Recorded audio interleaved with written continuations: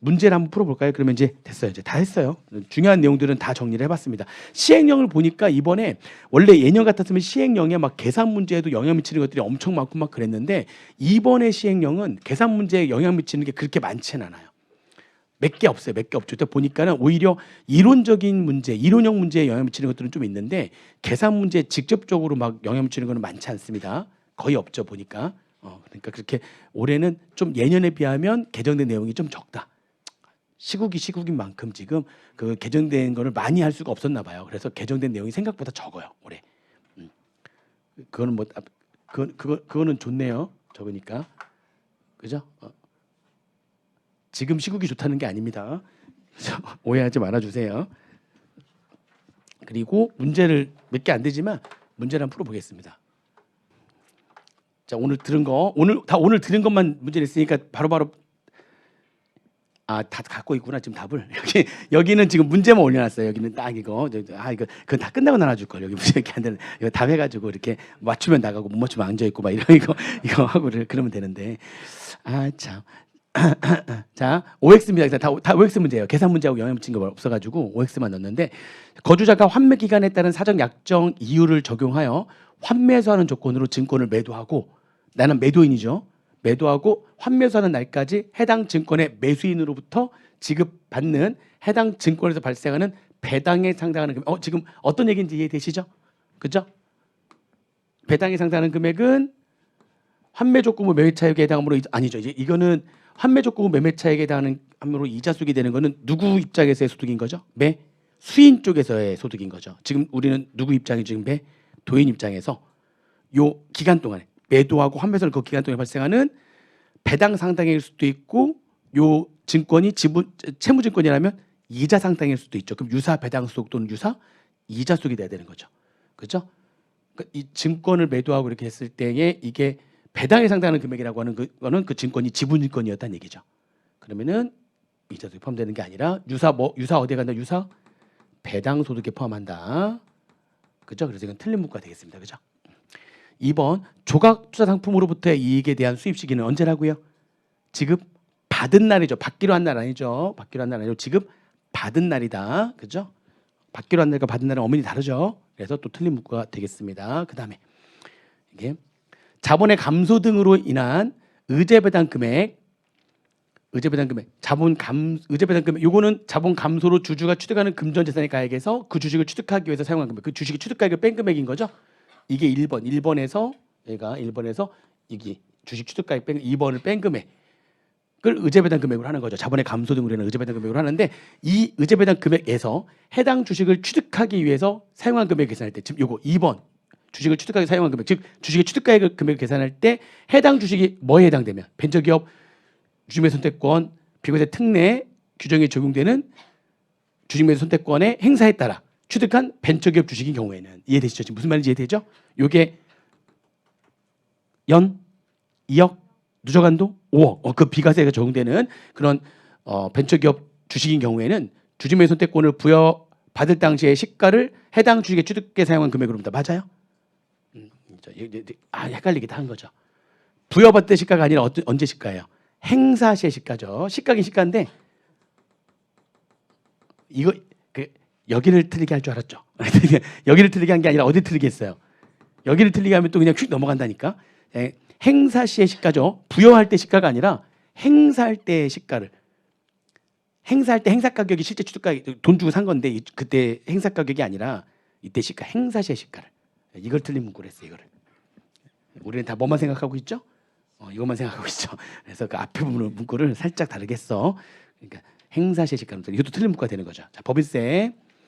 자, 비출자 공동사업자 등 중에 어느 하나의 법인이 직전 사업도 매출액이 없는 경우에는 해당 사업도의 매출액 총액 또는 총자산가액 총액 중 선택한다. 맞죠? 해당 사업도의 매출액이나 해당 사업 총액 중에 선택하는 거고요. 선택하지 않으면 뭘로 한다고요? 해당 사업도의 매출액 총액 비율로 하겠다는 거죠. 비율이란 말이 생략된 겁니다. 그 총액 비율로 한다. 선택한 것으로 본다. 이건 맞는 얘기네요. 그죠? 이거 맞는 얘기. 그다음에 기부금 영수증을 발급하는 법인은 해당 사면도에 직전 사면도에 받은 기부금에 대해서 발급한 기부금 영수증의 총합계 금액이 3억 원, 그죠? 치사하지만 이런 것들 많이 나오잖아요. 그죠? 3억 원을 초과하는 경우에는 해당 사업연도에 기부받은 기부금에 대해서 기부를 받은 날에 속하는 사업연도에 다음 연도 1월 10일까지 전자기부명수증을 발급해야 된다. 3억 원 이상이 아니라 3억 원을 초과하는 경우죠. 3억 원을 초과하는 경우니까 틀린 문구가 되겠습니다. 3억 원을 초과하는 경우에는 다음 연도 1월 10일까지 전자기부명수증을 발급해야 된다. 그렇죠.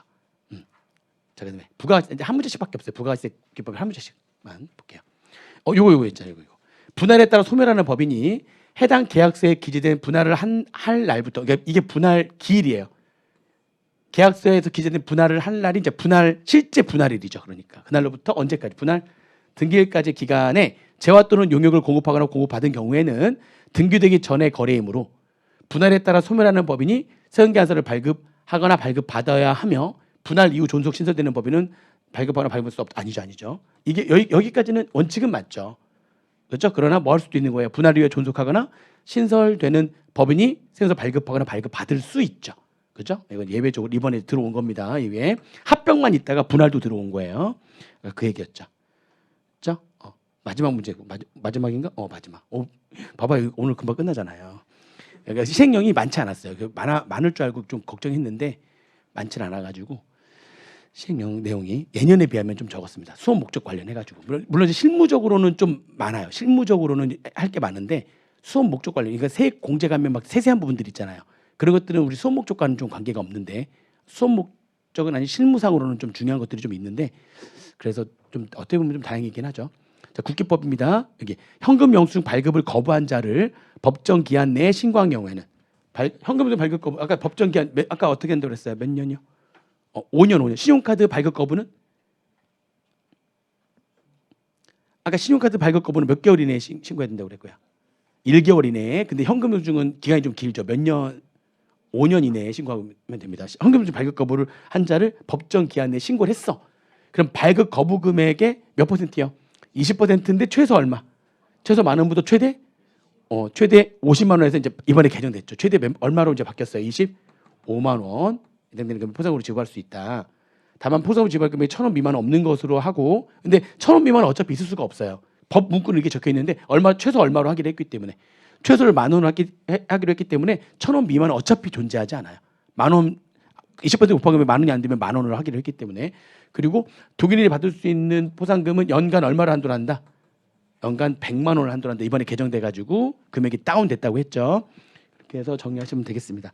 됐어요. 이제 시행령 안까지 한번 내용을 봤습니다. 우리 저번에 했던 개정세법 특강하고 개정 시행령 특강하고 따로따로 지금 나눠서 했는데 그렇게 이제 할 수밖에 없었으니까 뭐 이렇게 하면은 뭐 따로따로 하는 것도 나쁘진 않은 것 같아요. 이제 일단은 시행령이 언제 매년 너무 늦게 지금 안이 나오다 보니까 법률 통과되면 법률 특강 먼저 하고 그건 통과된 다음에 그리고 시행령 안이 나오면 시행령 안 특강하고 이게 나눠서 하는 게 오히려 좀 더 여러분들은 빨리빨리 좀 듣고 싶을 텐데 다 모아가지고 한꺼번에 하는 것보다 그렇게 하는 게 좀 나을 것 같습니다.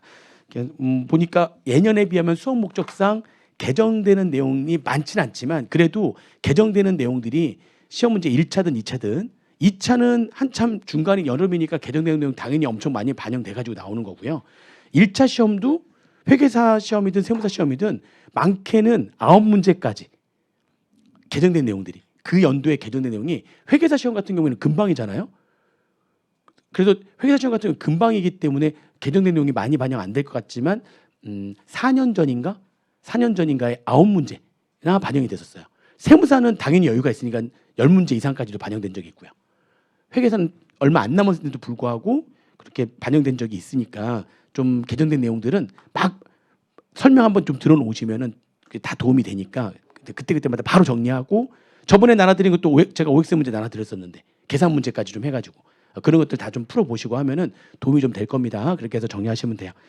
됐습니다. 이걸로 개정 시행령 안 특강 나중에 만약에 확정됐을 때 거의 그대로 확정됐지만 한두 개 좀 바뀌게 되면 그거는 프린트물로 따로 그냥 나눠드릴게요. 홈페이지에 공지하고 그렇게 하겠습니다. 네, 이걸로 개정 시행령 안 특강을 마치도록 하겠습니다. 수고하셨습니다.